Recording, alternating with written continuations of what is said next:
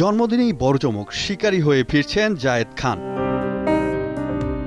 নিজের জন্মদিন উপলক্ষে আলোচিত সমালোচিত অভিনেতার সামাজিক যোগাযোগ মাধ্যম ফেসবুকে প্রকাশ করেছেন রহস্যময় একটি পোস্টার জুড়ে কয়েকজন নারীর হাত ঘিরে রেখেছে জায়েদ খানের মুখ।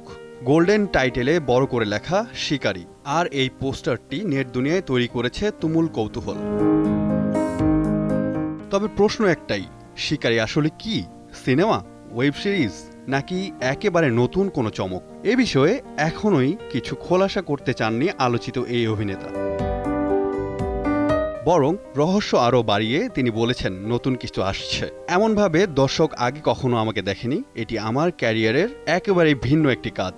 আপাতত এর বেশি কিছু বলতে চাই না, আরও দুদিন অপেক্ষা করুন, সবকিছু আনুষ্ঠানিকভাবে জানানো হবে। এই বক্তব্যের পর থেকেই ভক্তদের মনে শুরু হয়েছে নানা জল্পনা কল্পনা। কেউ বলছেন বড় বাজেটের সিনেমা, কেউ আবার মনে করছেন ওটিটিতে নতুন অবতারে দেখা যাবে জায়েদ খানকে। অনেকে ধারণা করছেন এটি হতে পারে তার ক্যারিয়ারের সবচেয়ে ভিন্নধর্মী প্রজেক্ট। বর্তমানে যুক্তরাষ্ট্রে অবস্থান করছেন চিত্রনায়ক জায়েদ খান।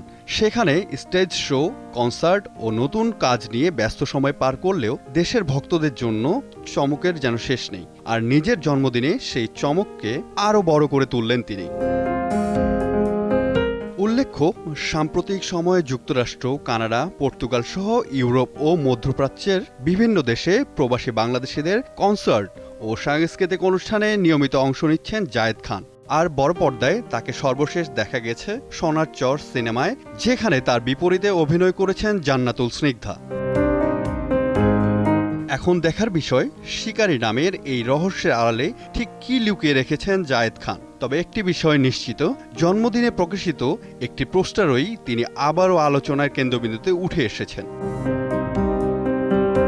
সৈকত শুভ, দীপ্ত সংবাদ।